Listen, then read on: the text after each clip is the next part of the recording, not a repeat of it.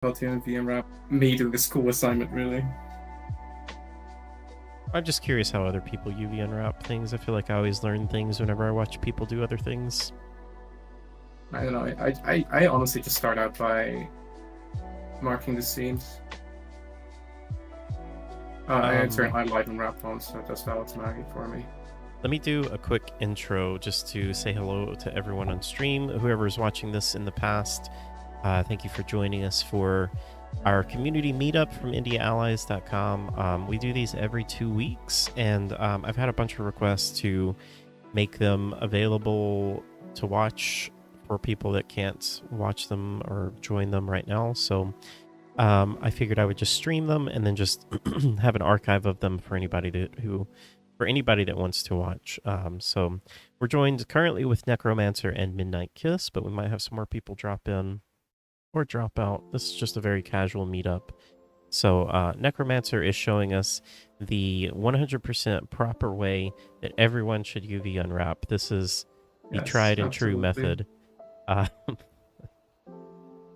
So we're marking seams right now. Do you have a face on the bottom of your thing there? I do, yes. Okay. I might end up removing it because this prop is probably not going to be displayed outside, but yeah. It's just really a test anyway. It's supposed to be like this like ingredient box, so to say.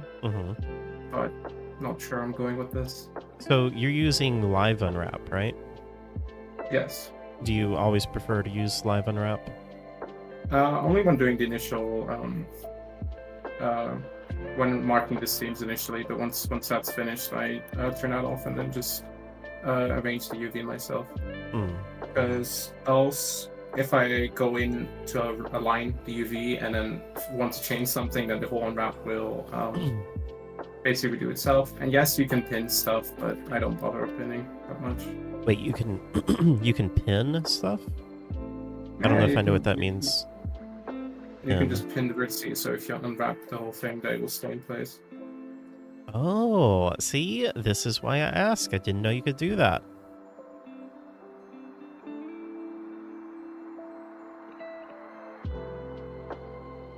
And you're using the color overlays. I don't remember how to turn those on. I always forget. Color overlay? Oh, you mean that's blue? That's just the display stretching. Yeah, that's what I meant. You just turn that on. Oh wait, hold on. It's hidden here. It's just here. Display stretch. And what kind of add-ons you got? I see you've got text tools. That's a free one. Magic UV. That's another free one. I tried Magic UV. I don't know. It's not that it doesn't work. It just didn't. I didn't need it. I did not end up needing it. So yeah, same. Text tools is what I use constantly. Yeah. It just has these empty shortcuts basically. Yeah, I think the main things that I ever use on that are like the rectify thing. Is that what it's called? Yeah, rectify. Yeah. Very useful.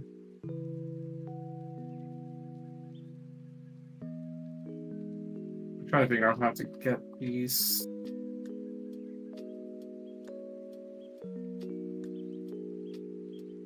Wrapped nicely. No,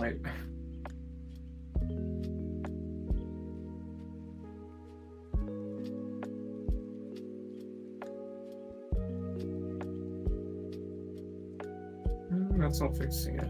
I don't know why this is. Oh wait, that's done. Hello, reality. Welcome in. There we go. That's what I wanted. That looks pretty. Hold on. Wait, so what was your problem there? I think it was just selecting the wrong edges there. Gotcha. Keep in mind, I've been doing this for basically. I wake up, I work on this, I go to bed. I've been doing this all week. So that's not to say I'm good at it. I'm just kind of over it. I'm kind of fried. Yeah.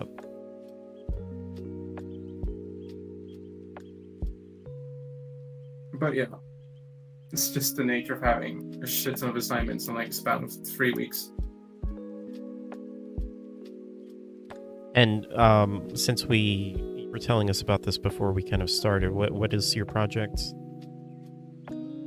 I just have to make like an artisanal desk basically, and the prompt they gave was like an alchemist, messy desk with all the props on it, like ingredients, potion bottles, that sort of thing. So I kind of went with that. I started out with basically an apothecary's box. So there's portable boxes that I just filled with like very small compartments. I was like, okay, what if I make that bigger and basically turn that into a whole desk? The idea being that's like a desk that's bigger on the inside, so you open it up and it expands into this whole like work area. I take a lot of inspiration from Victorian desk. Oh, I forgot what it's called. Oh, let me look it up. Do you use reference images for this? Did you collect any reference images, things like that? Kind of have to if you.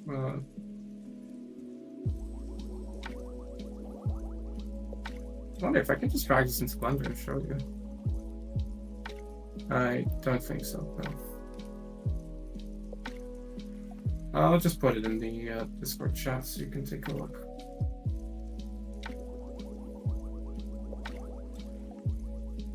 It's called a Wotan desk. Yeah. It's basically like imagine like an entire library inside of a desk. So that's what this is based on. That's cool.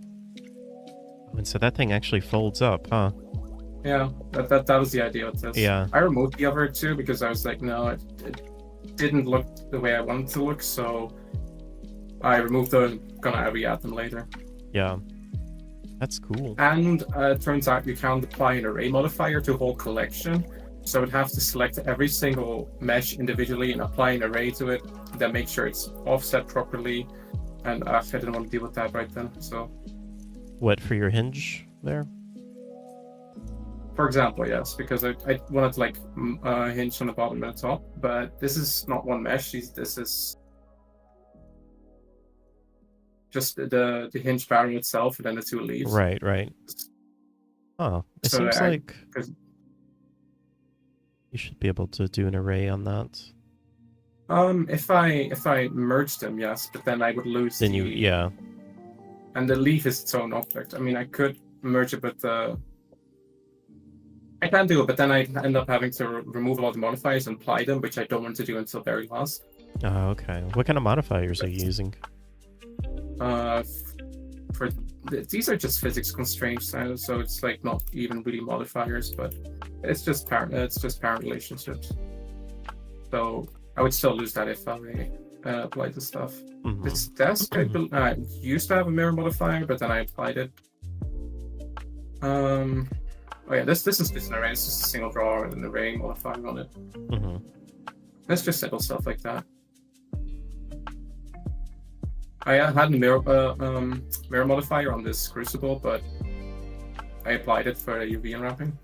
Okay. You can UV unwrap if it's before the modifiers are applied, but then you don't have full control over the UVs, and I did not want that. So yeah. Was your little stool or bench there? Was that all one piece, or did you separate those legs? This? Yeah. It's a crucible. No, it's just it's like two pieces basically. Oh, okay. As you can see, I did a little trick here where it still looks like it's solid, but then in the bottom, it's actually just one face. Oh, I see. Like yeah. Because you won't notice it that easily that it's like only one face like that. So, I just realized though, this will have to like being able to be two-faced. Yeah. I don't actually know if you do that. You're supposed to do that in Game Engine or in Blender. I always do it in the engine when I make the material. That's true, but now I'm using Unity and like. Oh. Yeah, I don't know. Yeah, exactly. Yeah, I'm still not a fan of Unity, but that's what the school uses, so I'm sort of forced to. Bummer. It could be worse. It's not terrible. It's just Unreal's much better. Yeah. Oh, hi, John. I didn't see John sneak in there. Yeah, hi, John. Sneaky. So yeah, we also have John and Midnight Kiss here. How are you guys doing? Doing all right. John, what you been up to?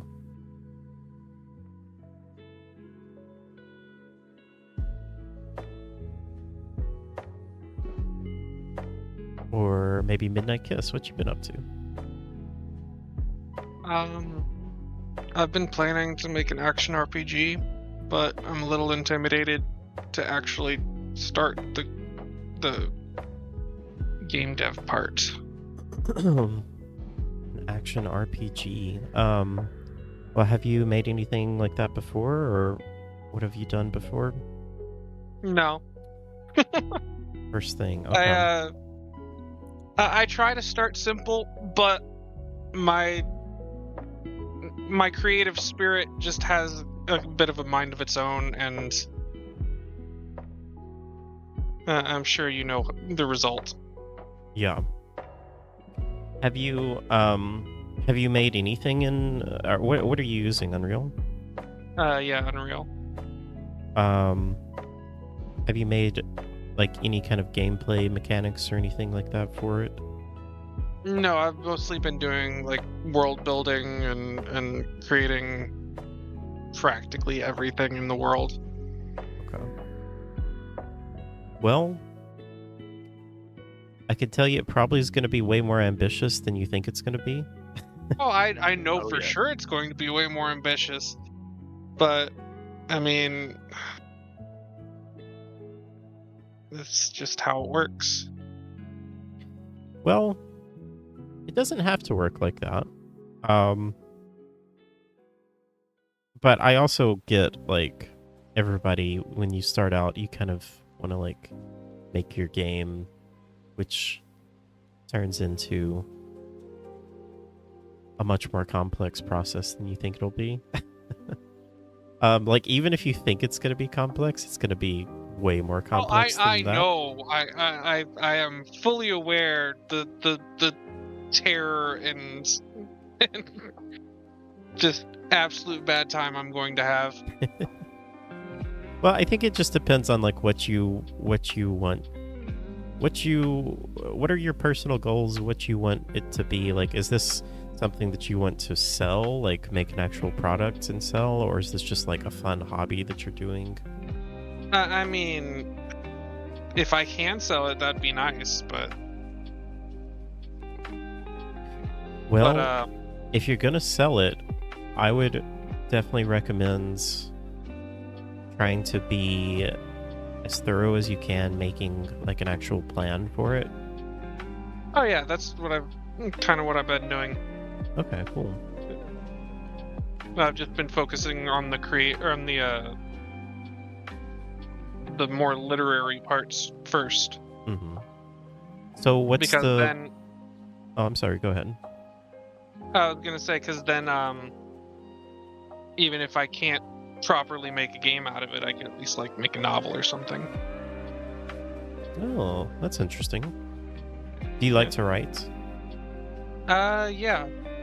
I like to personify my muse, because my creative process is, okay, what are we doing today?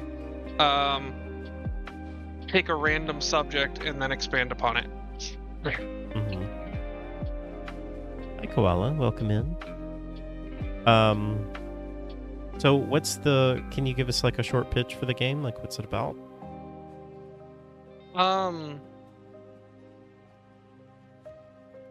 Well, I'm not really good at explaining things. That's okay. I just like, what's the idea for the game? I mean, besides an action RPG, is it a long time?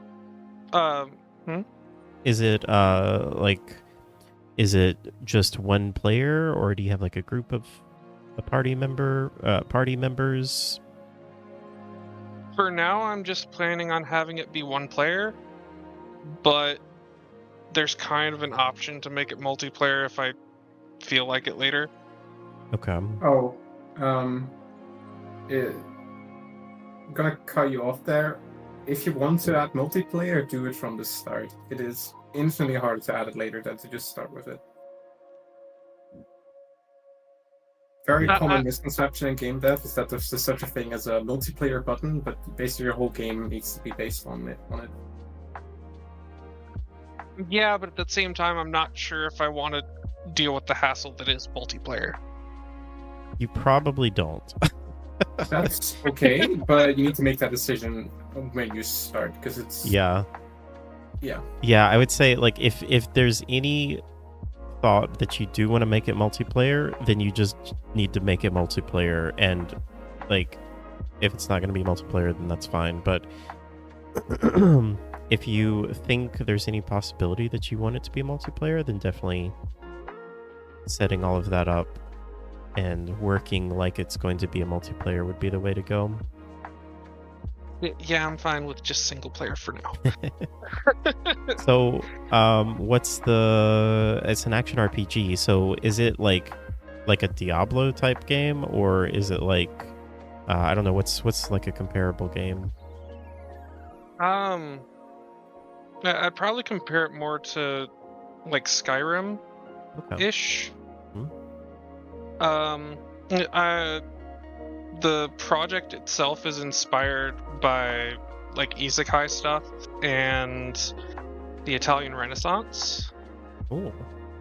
And a long time ago, there was a race of like technologically advanced peoples, and they discovered magic when a literal goddess kind of crash landed in one of their large population centers. And with the knowledge of magic, they tried to, I'm probably putting too much focus on this because it's ancient history, but No, that's they, fine. they tried to stand up against the goddess, but ended up causing a calamity in the process and ending their whole race because they punched a hole in reality that just caused madness to start gushing in, and they weren't able to deal with it. Watch out, reality! They're gonna punch a hole in you. I'm just kidding. We have someone in chat named Reality O. Oh, That's hilarious. And much later, there's this person who's trying to close the hole in reality that the goddess is just barely keeping closed, and she decides to do it in quite possibly the worst way possible, which is mass sacrifice, which would essentially weave corruption into reality itself, which would be a very bad thing. Mm-hmm. So essentially the goddess sends off a piece of herself to summon a hero, and the player is the hero. Okay. Yeah, that sounds cool. Definitely. So I don't know. I've heard of isekai. Don't know anything about them. Is that another game series, or is that It's anime? a genre. Oh, okay. That's probably why I've heard of it, because I feel like there's a couple of games that I've played that are similar to this, that have like a mystical creature or something, or like a god or goddess of some kind that falls to Earth or whatever the continent is, and then like that disrupts things, and then that's where the quest stuff begins. Well, isekai just essentially means portal fantasy. Oh, okay. Any situation where a person is leaving one reality and going to another one. Okay.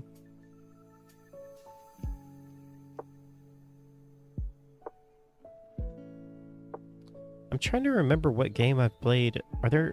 Is there like a list of isekai games? How do you spell isekai? Isekai.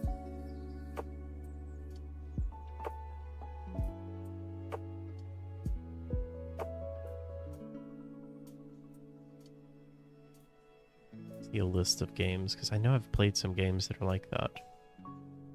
Oh, Ni no Kuni. Okay. Played that one. Is that one of them? Ni no Kuni 2 is. At least that's what my quick Wikipedia or Google search reveals.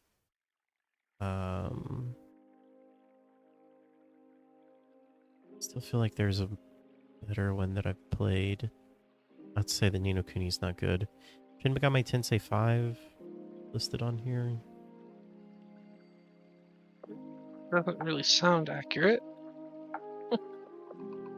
Oh, Final Fantasy Graveyard 10? Keeper would be one. Final Fantasy 10 is listed. I guess that counts, yeah. Like, in some ways, I guess a lot of the Final Fantasies could maybe work for that. Kind of, yeah.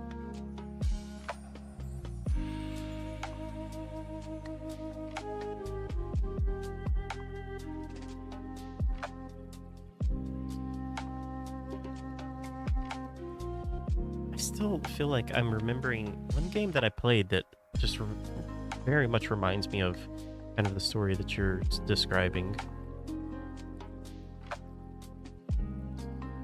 Can't think of what it is. What kind of games do you play, Midnight Kiss? I'm rather fond of the Dragon's Dogma 2 that came out recently. Oh, yeah. I've been wanting to play that. It's really good. Yeah. I occasionally play Assassin's Creed games, just RPGs in general. Mm-hmm. Well, action RPGs. Terraria, which is, I guess, an isekai. Oh, okay. I haven't ever played Terraria. I've heard so much good things about it. Yeah. Terraria is an isekai? I mean, you just kind of pop up in the middle of nowhere.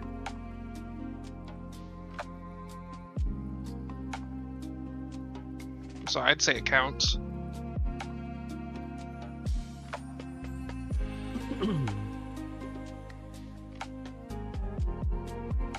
So, what is the actual origin of isekai? Is it like an anime or something?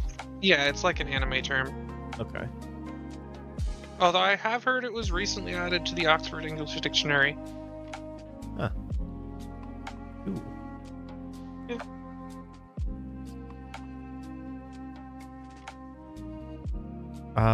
John, how have you been? What you been up to?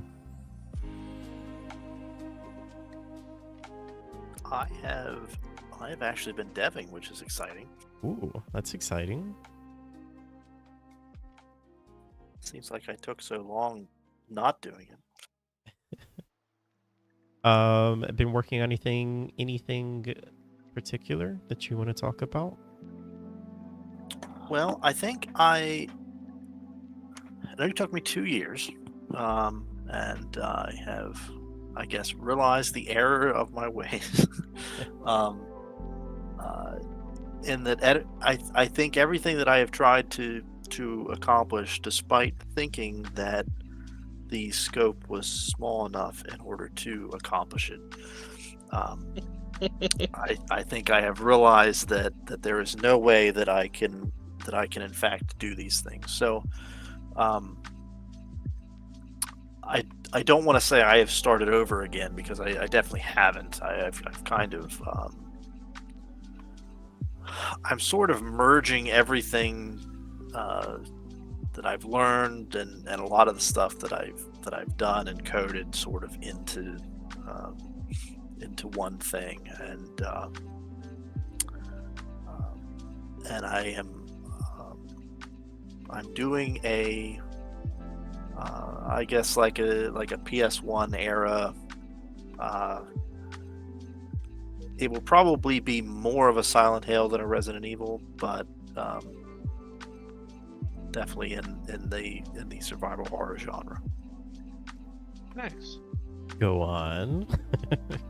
You have my attention. I knew that would. So I have, like I said, I've taken a lot of the stuff that I've already done or I've already learned, Mhm. and so I haven't really, in putting everything together, I haven't really had to learn much new things. it took me a long time to get the save system working correctly. But I have it down where it actually saves things. Save things both in between levels and at save points. Because I tell you, a lot of the tutorials out there as far as save games, it's like, well, here's how you save your game, and then it's over. Yeah. And they don't tell you really how to do anything else other than, make your save game, save your game to a slot in the save game. There's been a couple newer ones that go into a little bit more depth as far as, well, not only do you have to do that, but then everything that you want to save, you have to put as variables in the save game. Yeah. And swap them over there. And that's all well and good. But basically, then that's where they end.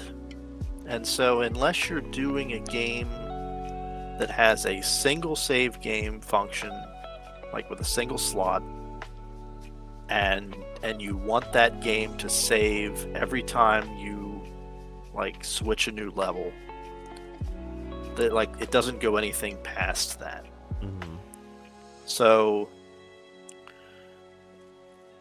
in any game that I can, well, at least in any survival horror game, when you go through a door, you don't want that game to save.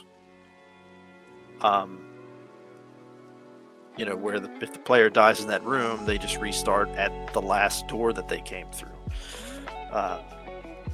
So I had to figure out sort of, and I probably did it a backwards way, but so I figured it out where I have a save game at the save point, and then it also has to save in between each level. And in an old Resident Evil or survival horror kind of thing, basically each room can be its own level, or each area is going to be its own level. So I have to kind of do like almost a temporary save in the levels, between each level, and have it be able to load all the temporary stuff without affecting the save room save. And then at the same time, if you start a new game, while the game's running, then the temporary save has to be wiped to make a new temporary save. And it was just basically a long-winded way to say that there's a whole bunch of different manners to save all this information that's going on, so that nothing overlaps or gets overwritten as you're playing, or if you choose a new save, or any of that sort of thing. So that was a big to-do. Yeah, that sounds like a lot. It's so many little things like that in game development that you just don't really think through, like how complex what you might think is like, oh, this will be simple, I just need to make a save game. It's super a lot complex to it. So I've gotten that. I've gotten my what am I trying to say? Oh, the other thing that I hadn't done yet is I'm going to have that sort of magical chest, like the magical item chest, that just kind of has everything in it all the time, no matter where it is. Like the Resident Evil save box. Yeah. Okay, So you throw stuff in there, and then regardless if there's multiple chests in the game somewhere, all the chests have the same thing in them. And so that's kind of a separate inventory. Basically, is how I did it. It's just a different character inventory. Yeah, that makes sense. But I got my box set up and working, so you can put stuff back and forth between it, and I have like a separate key inventory so that I don't. And I think in Resident Evil, keys take inventory space. They do. But I'm going to have that be a separate inventory so that keys don't take inventory space. But yeah, so I have basically the entire framework for the game, I think, with the exception of a couple weapons. I have the framework finished, so I can actually start building on content. Okay. Is it going to be what perspective is going to be? Like first person, fixed cameras, third person? I have been playing around with the fixed cameras. Okay. Which I know will I mean, I could always change it. I at least have the fixed cameras set up so that I can use them. I think the hardest part of the fixed cameras is going to be, I guess, that artistic eye, sort of perspective. Yeah. To figure out where those cameras should go and how they best look. And I think really I need to start building out the level before I really decide whether or not the fixed cameras is going to be the best choice, or if it should go, I guess, probably the third perspective. I don't think I would do it first person. John, there's a really, really cool game that I would love for you to check out. You may already know about it, but I played it last night. There's a demo for it. It's called Crow Country. Have you heard of this? I hadn't. I saw your video pop up, so I do know that you played it, but I don't know anything about the game. You should just check it out. It is... it's very much kind of what you're describing, actually. Not to discourage you in any way and say that, like, oh, somebody else is making this game, which I think you probably know, like, oh, there's a lot of people making this game, because this is a very... Regardless of what I choose, somebody will be either making it or has made it. Well, I think there's just a lot of people that want these types of games. But yeah, it's a really cool... It's like very much kind of a throwback to like PS1, maybe PS2 style. It's not really fixed cameras. It's like I guess you would call it, it's not really isometric either, because you can move the camera 360 around the character, but you can't tilt it up and down. So I don't know what perspective you call that. But it is it's really good. It's got just kind of like the classic survival horror feel to it in a lot of ways, with like limited actually, I don't know if you do have limited inventory, but you have like very limited items, and you have to find weapons and bullets and healing items. There's a lot of puzzles in it, which I really liked. Oh, that's another question I was gonna ask you. Are you gonna do some puzzle kind of stuff in it? Definitely gonna do puzzles. Probably will steal some of my silver key puzzles. If that's I mean, story wise, it's not being merged, but whether I go back to that at some point, I don't know. But if I do, I have to come up with new puzzles. Yeah. But I do. And again, there's always the argument of whether you should be making a game for yourself or whether you should be making a game for other people. Commercially, I guess you should always be making a game for other people, but I think I prefer more the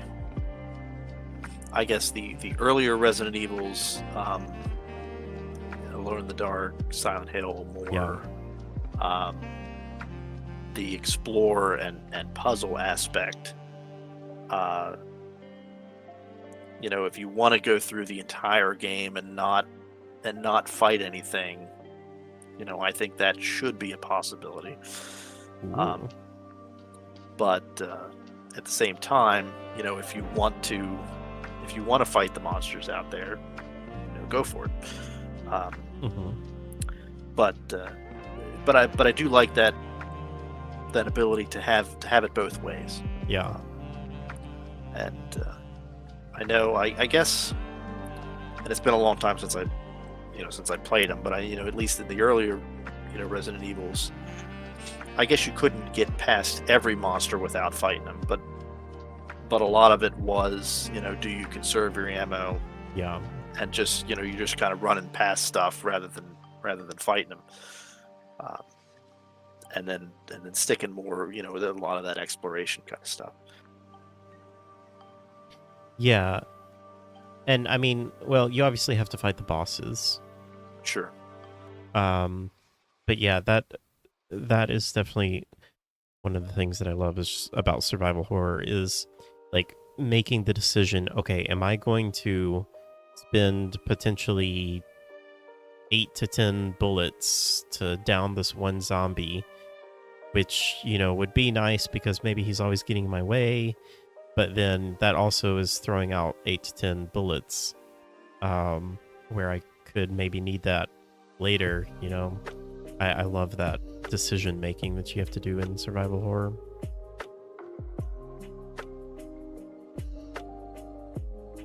And you said like making a game for yourself versus making a game for your audience, or for whoever, other people. I think that, like, I don't think it's as black and white as that. I think that there's a lot of gray area in there.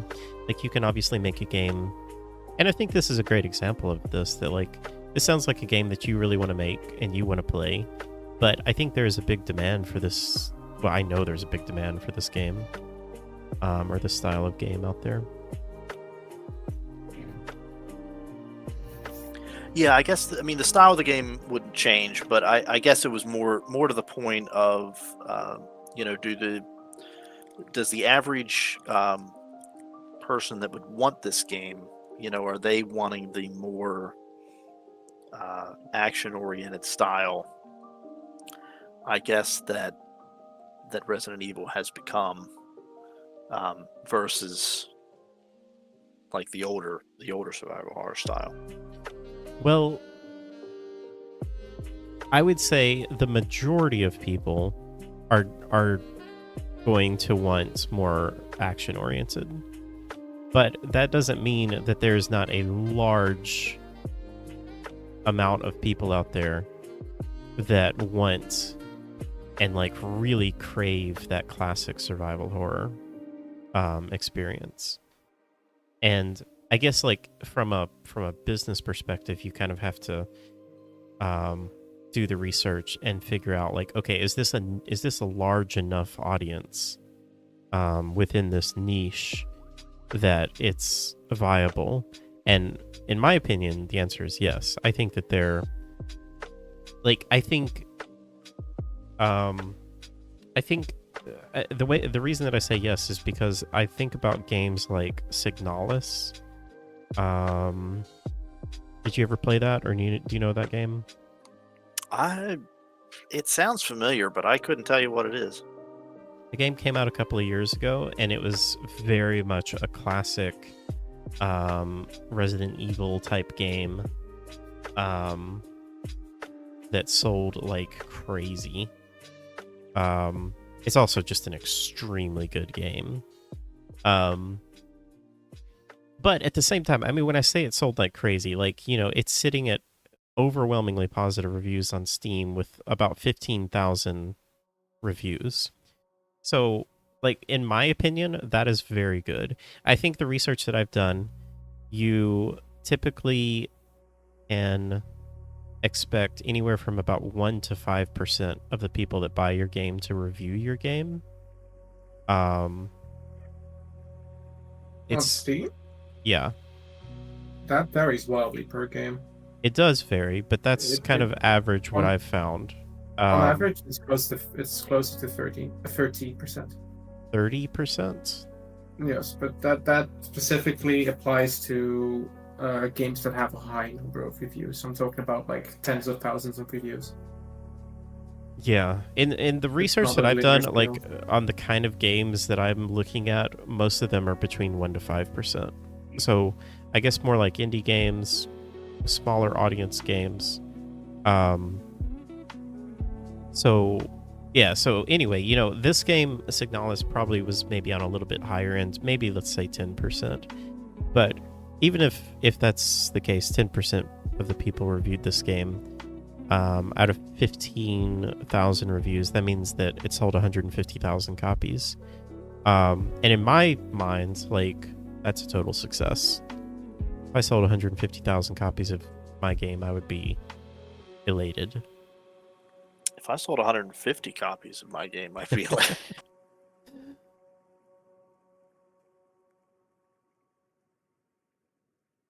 But I guess that's coming from the mindset of, I mean, I've not reached the point yet where I'm doing this in order to make money. Mm-hmm. I mean, that would be fantastic, but like, it's just not. It's not where I'm at the moment. Yeah. But yeah, my original point was that I think that there is a big enough audience out there that wants these specific types of older style classic survival horror games. I think there's absolutely a big enough audience that it is worth pursuing.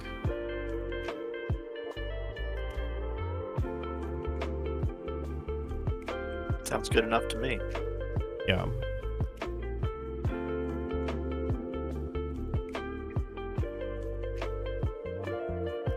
wonder if there's any, let's see if I can find any data about how much this game sold. It's very difficult to get accurate data on how Yeah, how I didn't many, know that copies information is sold. actually out there unless like the person that made it says so. Yeah, Which usually. is also unreliable because they are inclined to inflate that number. Because why couldn't they? Yeah. Yeah, I have no idea if this is accurate, but I just found a thing here that is It is showing. probably not. All right, party pooper. This shows. I mean, to me, this sounds like this is. Even if this is made up, this sounds pretty reasonable to me. The game not sold. made up. That's just an estimate. This game sold 332,000 copies. That seems perfectly reasonable for what that game is.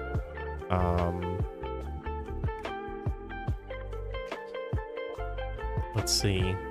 Coincidentally, what is that review-wise? So 15,000 divided by 332. 4.5%. Right in my area that I said. What do you think about that, Necromancer? My whole point is that it's all estimates. I know. And the range is so wildly different that it's you can't really say with any accuracy. It's all guessing. Perfectly accurate. Moving on. Yeah, no, I think that's super cool, John. I'll play your game. I appreciate it. You got one person that's gonna buy it, guaranteed. And the thing with the PS1 stuff is that I can actually like make things for it. You mean like make assets for it? Make assets for it, yeah. Okay. So here's my question. Are you going to do the thing that it seems like most people do where they make like 3D high-res assets and then you like put a filter over it and it's PS1 style? Are you going to actually make it like low res? That seems like just like a waste of energy. Yeah, I know. I actually saw last night Ryan Lately came out with a video about making he made like a PlayStation character and I even put a comment on the video. You know, when it started, I was really skeptical because it's like here we're going to start with this he just started with a random free model off the marketplace, and it was, I mean, it wasn't like photoreal, but it was still, still a high quality model, and he started, and first he made LODs because the model didn't come with LODs, and then he used I guess the third out of 5 or 6, and that kind of dumbed it down, and then he changed the materials and all this, and it was kind of like, it really actually reminded me of watching a Bob Ross episode, and I know every Bob Ross episode, in the middle of that, I'm like, oh, Bob, what are you thinking? and then at the end, it's like, oh, wow, that really works. And so, yeah, I mean, it was like a quick and dirty way to use a pre-existing asset that was higher quality, and without using filters. You go through the trouble of making, of dumbing down the model. And changing all the materials to pixelated materials. So I mean, it was more than just a post-process effect, but it actually turned out pretty well. But no, I think I will. I think for the most part, go in and actually do the modeling, because I mean, I modeled a door and a window, for the, not that they were fantastic, but, I thought they were pretty good. For the realistic looking game, I'm thinking surely I can, model a couple triangle table or a chair, and have it look pretty okay. And even the, honestly, I could even use the like the Quixel Bridge materials, and then just dumb down those materials. Yeah.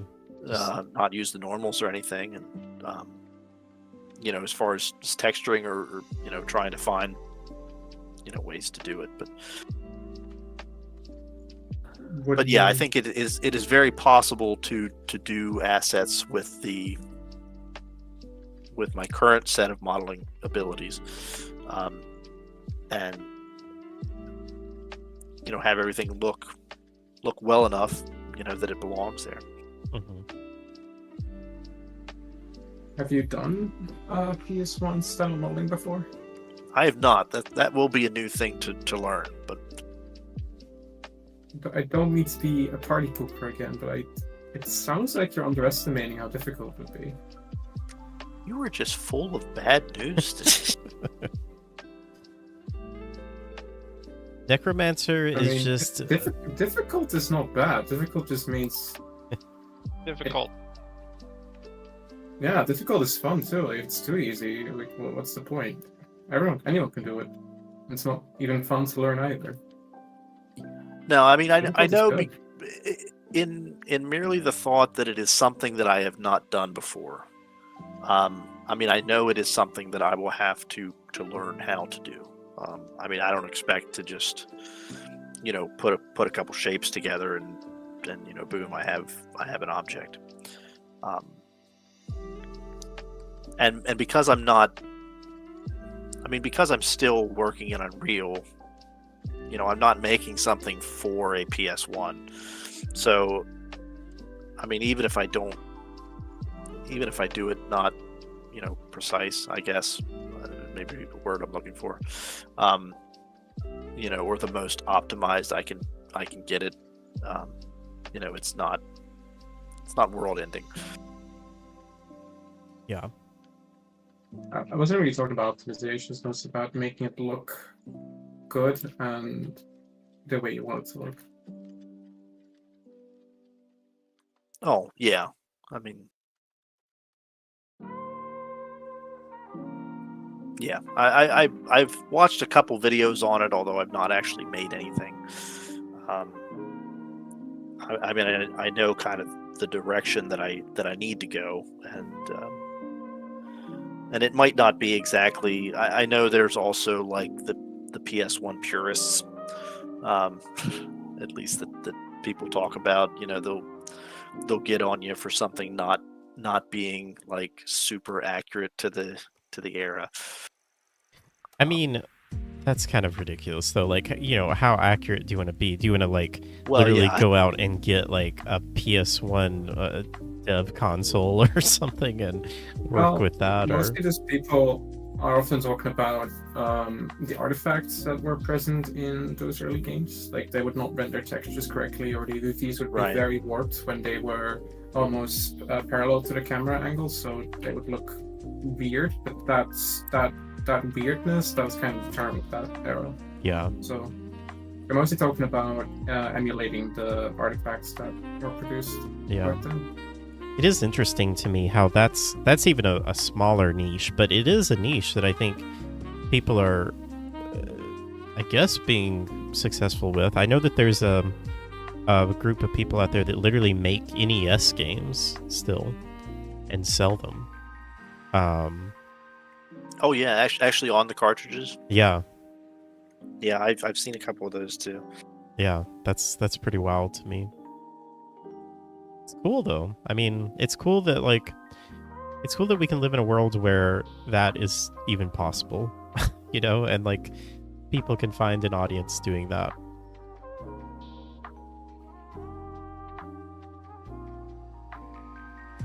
Have you? Oh, go ahead. I was just gonna ask, have you been playing any games like research-wise that you've been looking at? The kind of No, I don't play games. I don't play games anymore. I have. I mean, as I've been working, I've put on like some playthroughs.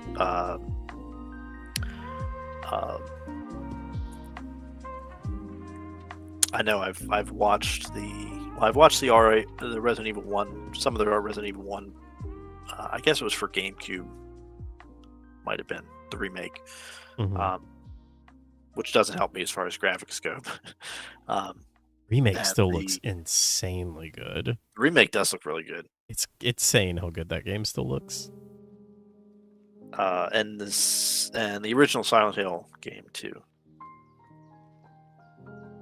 And I have played through the original Alone in the Dark fairly recently. Okay. Have any interest in checking out that new Alone in the Dark that just came out? I do really want to, and I've completely avoided watching any videos on it. Okay, nice. Just so that I can play it at some point. I was not expecting it to be a full price $60 game. Well, that's probably why I haven't. That's really the main reason I haven't looked at it yet. Yeah, I thought it was going to be like maybe like a $30 or $40 game, but man, I was kind of bummed when I saw that it was full price. I was like, I'm going to have to wait on that. Yeah, I do really want to check that out too. Definitely check out Crow Country though, whether you just watch a video or play it yourself. It's pretty. I will. It's not super long. I mean, it's just a demo, but you know, it took me about an hour, I think, to get through. What's up? Hello. Yo. What's up, ho? How are you? I'm tired. Welcome in. This is Hervap. To anyone that is watching on the VOD, just to let you know, we are streaming, so don't say anything that you don't want to be out in the open. Oh crap! In 1994, I robbed a bank.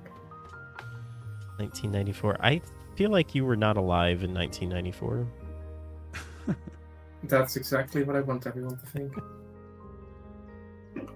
Hervap, what you been up to? How do you think I got away with it? The perfect crime. Statute of limitations. Oh, I have been just working on my enchanting system for my weapons. Mm-hmm. So, like, you know, giving it a glow per level. Mm-hmm. For anybody that's new or maybe hasn't talked with you before, do you want to tell everyone just what your game is or what you're working on? Oh yeah, Hernan. It's a Spanish name, so kinda maybe complicated. That's okay.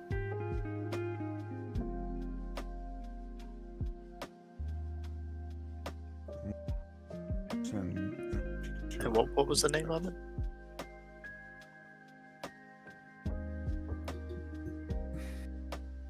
This I have been working on that.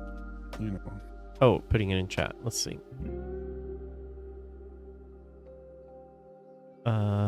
Apprentice's staff. Okay. Yeah, it has like many, object inside for like when you insert a gem in the socket, it will be giving certain effect like wind, fire, ice, something. And the other part is the enchant level, which gives that glow. That glow in the weapon right now, do you see the blue glow? Uh-huh. Yeah. Each level is a stronger glow. Okay. And the bottom one is for, change. I want to change the mesh per level. So I'm just working on change the textures per level. So the weapon will change its appearance. When you say per level, like level in the game? No, level in the weapon. Oh, gotcha. Okay. And I know it's in Spanish, but what's the name of your game? Oh, it's just Distorted Luna. It's under, in progress. Yes. Okay, cool. And what's it about? I think I have shared that before, but it's an RPG game. Well, for anybody that may not have heard or on the stream. No, I haven't shared that on the stream. And you don't have to if you don't want it to be public. I would in like half of hour maybe. I'm just waking up from my break. Oh, no worries. Yeah, I appreciate you stopping by. Cool. Anybody got anything you want to talk about? Any questions in chat? Any questions in I wanna ask maybe if anyone here have knowledge about rain, clothing rain, flooding rain. rain clothes. Oh, rain clouds. Like in real life, or in the game. The rig clothes. Oh, rigging cloth. Yeah. Oh, rigging cloth. Sorry. Wow, I totally missed what you were saying. Yeah, it's my bad English, sorry. No, that's all right. That's why we have subtitles. Yeah. I personally have not. I've not rigged anything, honestly.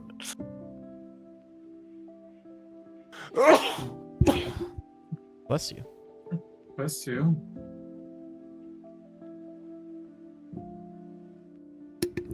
Thank you.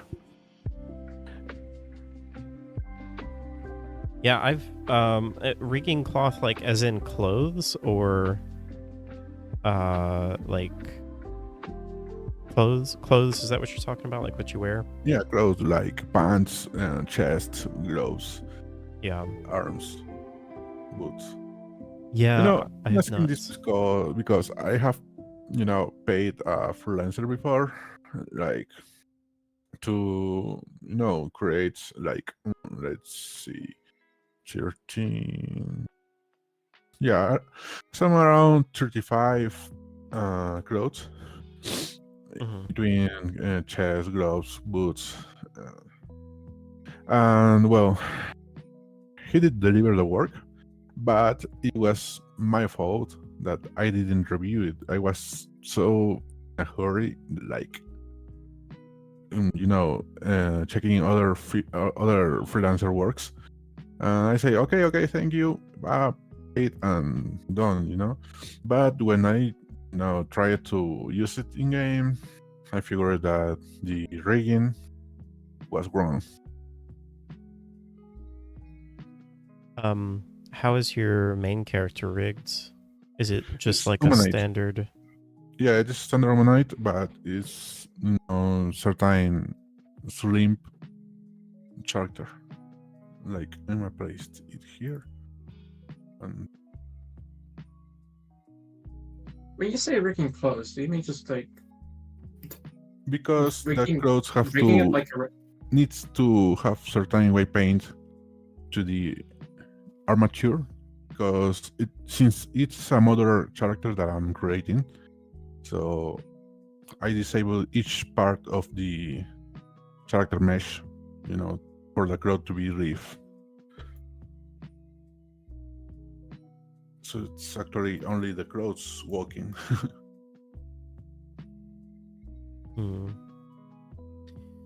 And this is in Unreal? No, it's Unity.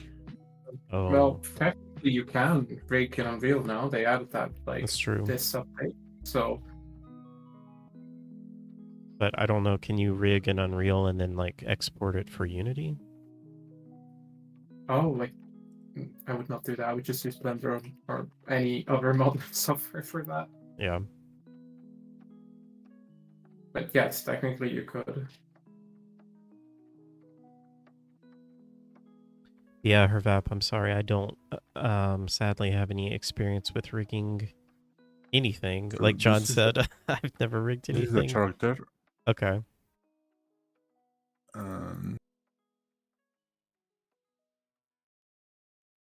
For example, this is one cloth.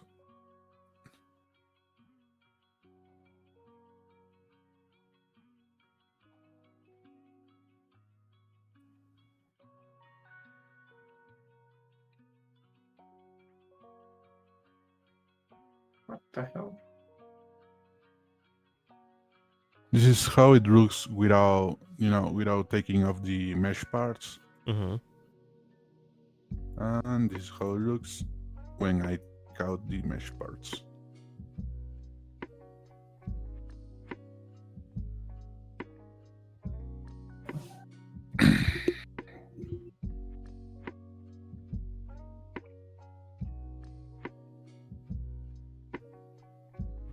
Oh, I see. So it looks like the pants are missing in one of them. So yeah, basically it's the clothing only. The arms you have and the no gloves. meshes inside the clothings. Yeah, I am just like, it's so far out of my element. I don't even know what to comment on. Yeah, so the outfit becomes the It's basically for optimizing my character, because less meshes, better FPS. Oh, wait, I think maybe I understand what... So are you like removing, like in the bottom picture, you're removing like the arms and the legs? Yeah. I see, okay. So basically the clothes need to be rigged like exactly the same as the character then, right? Exactly. You just don't know how to do that. Uh-huh. Yeah, I don't know. Who rigged the base character? What was that? Who rigged the base character? It was another work, freelancer work. I have freelanced most of my projects, so... I see. I assume you can't just assign a skeleton and like tell it where bones are. I know that maybe sounds too simple. That's what weight painting is. Telling basically like telling the mesh how to behave according to the skeleton deformation. But since this is clothing and it's very clear what material it is, the weight painting should be very similar to the base mesh itself. At least if it's like just regular clothes. And the metal parts, they should just be that weight painting should be very, I don't know the word. Basically it shouldn't deform, it should just only follow the movement but not deform according to the mesh.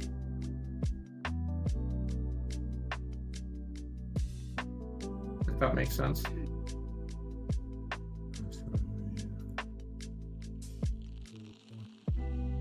Have you tried Actor Core? Have you heard of that? Yeah, I have tried that because that's what I use for other models. Okay. But no, it doesn't work.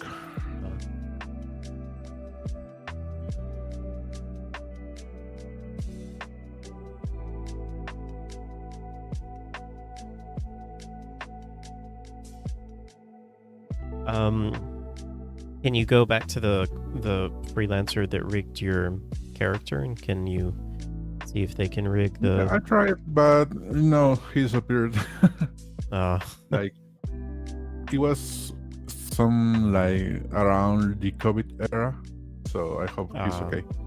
Okay. Bummer.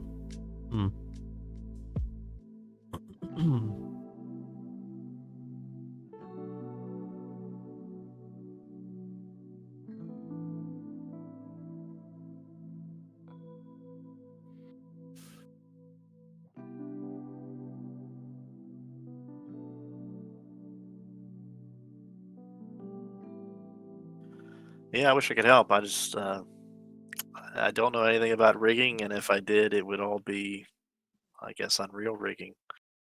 Yeah. I've always wanted to know how to get like metahumans and then get clothes for them, because the clothing is not great. The options that they have for metahumans. Actually, I found someone that provided one clothes like this. Like I gave him or her, I don't know, one clothing, and she actually fixed it. So I was asking before, proceeding with her if I could do that myself, but I don't know. I have been watching some videos that say it is easy, like 2 minutes, doing it.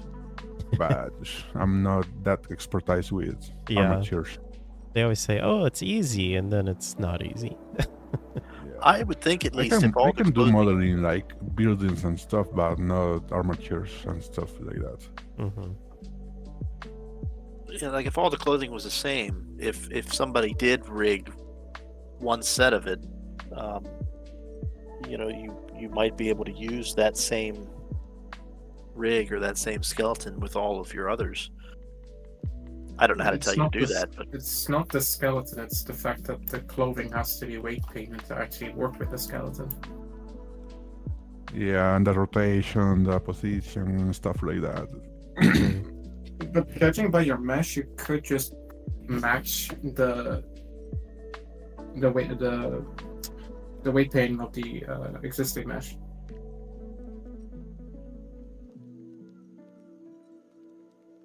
It would be straightforward, but also kind of tedious. But weight painting is tedious in general, so.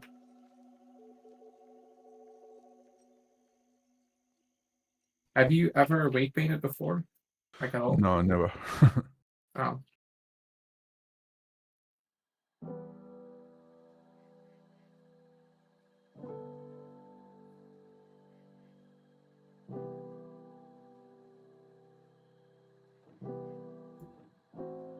Yeah, better start just learning some tutorials then.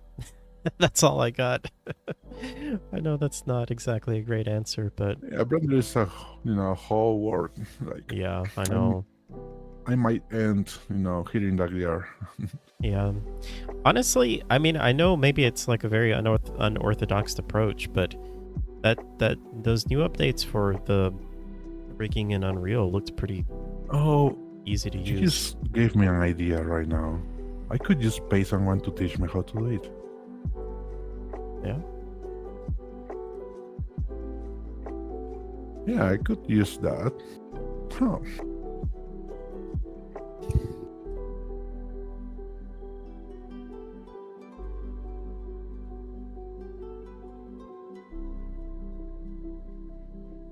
Yep, that's it. I'm gonna do that.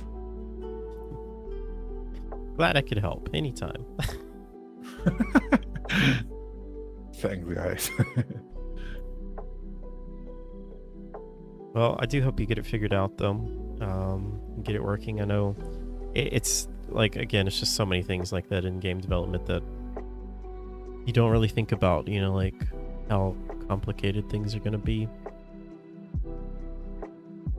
Oh yeah, it's always complicated.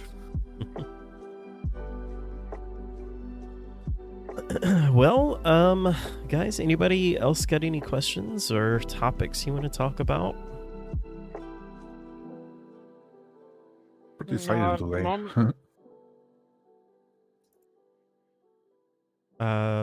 Sorry, Hervap, what did you say?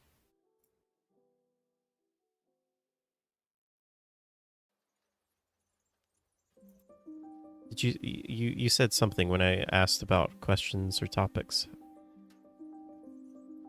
Oh no, I say that people's kind of silent today. Yeah, everyone's shy I'm because we're just- streaming. Oh, I'm focused. Yeah, he's the one modeling, I think. Yeah, and I'm doing something organic, and it's organic Oh, no. modeling is a nightmare in my opinion. Good. Not What to about- mention, this is way too high poly. No, it's good. Why is it too high Yeah, poly? this is not this centimeter. This is like 10 centimeters big. This is like too much, but Sometimes the mesh low poly is okay when the textures, makes it look very pretty.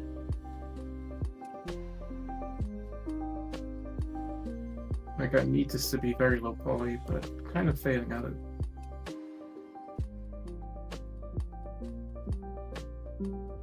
Have you learned that meshes doesn't need to be really low poly for mobiles, since you can have like 1 to 5 load levels. Well, this is for a school assignment, it's not for a game, so Oh, it's okay. It'll being low poly is kind of the goal. All right. I mean, I don't really know. How do you make a mushroom much more low poly than that without it just being like... Well, I'm gonna try to remove one of the rings now. Like I can. Where is it? Oh, here. First check it, select then.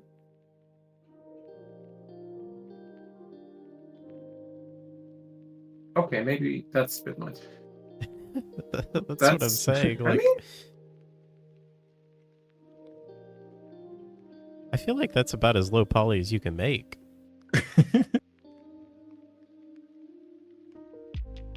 How many triangles does that have? I hate that I have to keep turning this on. Yeah, I wish that would stay on by default. 234.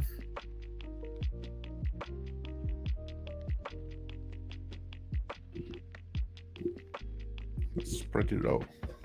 Yeah. Like, keep in mind, this is a tiny object. Like, it's super small. Yeah. I mean, you could probably remove, like, one of those loop cuts in the middle. Yeah, that's this one for sure. So you don't even see it. Yeah. Okay, maybe. I feel like on the top of your mushroom, you could remove that loop cut that is right there. Oh, whoops. I forgot to do that.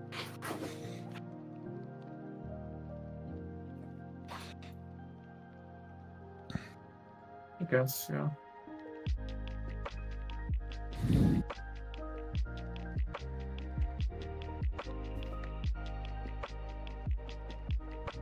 Doesn't have to look that good, but I'm a perfectionist. To the point that it's like sometimes not good. Like actually I'm sure holding me most back, creatives but- are.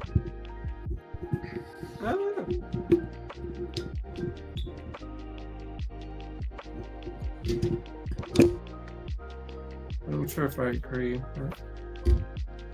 It's not the good kind of perfectionist, it's the bad kind where you like you're fussing over a tiny detail that is completely insignificant, but because it's off by 0.1 degrees, you cannot help but. Yeah, that's most creatives, in my experience. No, for me it's because I have OCD, so it's more compulsory than like, oh, I want this to be good. It's like, no, it is good, but I can't. I just have to do it for some reason. Yeah, that's what perfectionism is. As far as I know, no, that's not. Like, if you know that you don't have to be that precise and you cannot help it, like it's a compulsion, that's bad. That's maladaptive perfectionism. I mean, that's the clinical diagnosis of perfectionism. Perfectionism is not a clinical diagnosis. Hang on, let me look up the definition. When I Google perfectionism, it says a perfectionist has excessively high personal standards and overly critical self-evaluations. That sounds like maladaptive perfectionism. Perfectionism is a trait that makes life an endless report card on accomplishments or looks. When healthy, it can be self-motivating and drive you to overcome adversity and achieve success. When unhealthy, it can lead to oh man, I can't read today. It can be a fast and enduring track to unhappiness.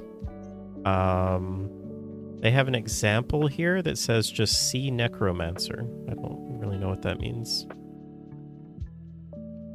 Yo, Just Necro, kidding. can you send me the mushroom over here so I can try to reduce at max that without deforming that?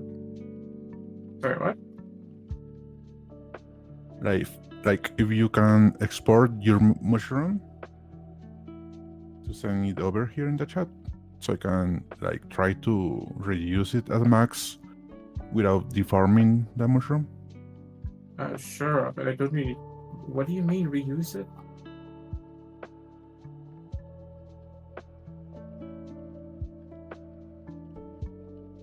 I heard that. What do you mean? Oh, Exactly. the triangles.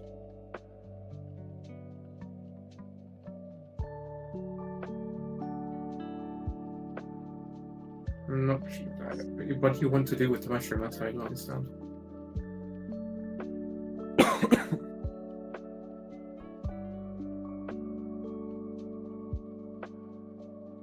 Yeah, I'm confused too. What do you want to do, Hervap? I'm gonna try to make it really lower than it is right now. Just make it more low poly. Yeah. We can Even have a more low, contest who just- can make the most low poly mushroom. I mean, I can't do any lower poly than this without sacrificing the silhouette, Yeah, which defeats the purpose of low poly.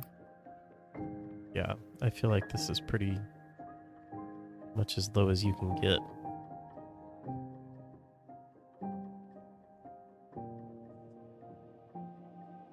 Are y'all playing a game of modeling limbo?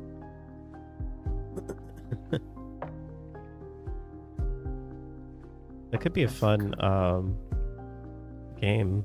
Who can make the most low poly version of something?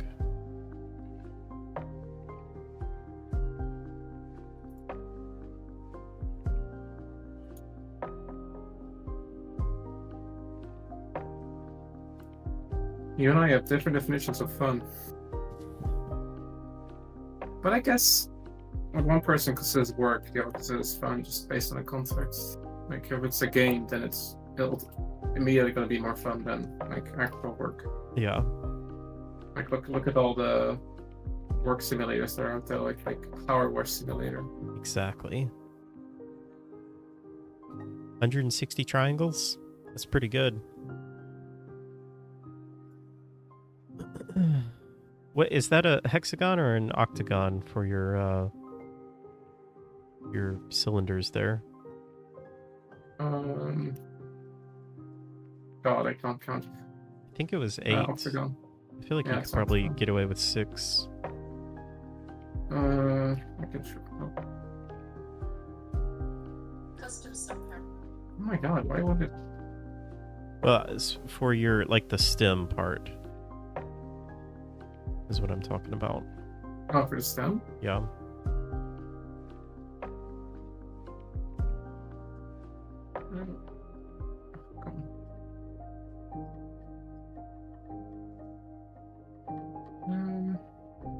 Right now.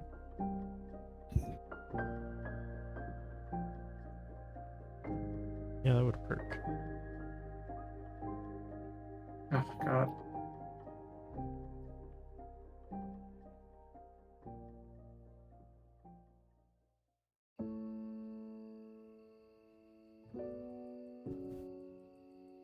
Yeah, that was a good idea, actually. Yeah, and then you can do it on your other stem as well. Actually, honestly, I think I could even go one step further.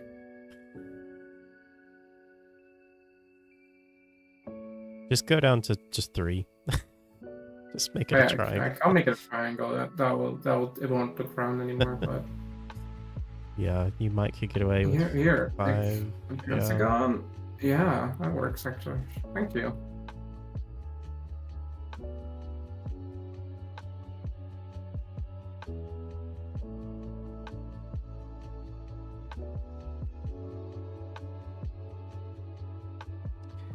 So before we wrap up, anybody else got anything you want to talk about? Any subjects? Any questions?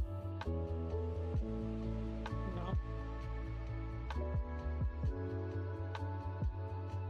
Oh, what the hell did I do now?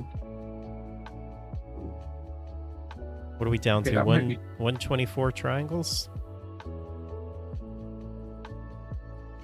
It's pretty good.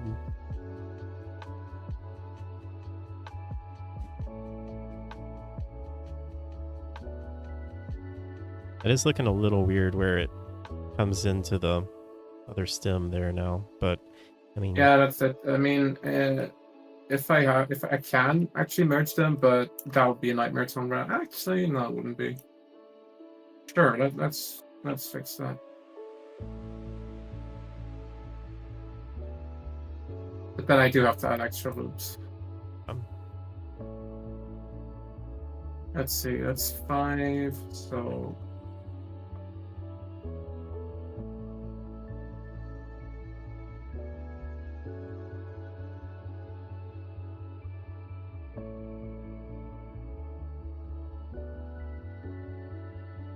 Oh, did I miscount?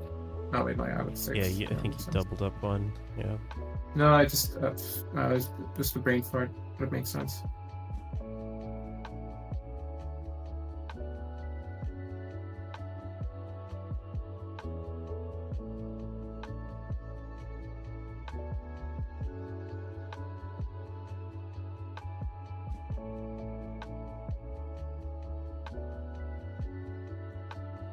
Probably not have any triangles, because that will be a nightmare to unwrap later. Even go with this less faces. This is where it's like, where do you go with like quote unquote high performance, but it's harder to do correctly later. No, this I really can't use this.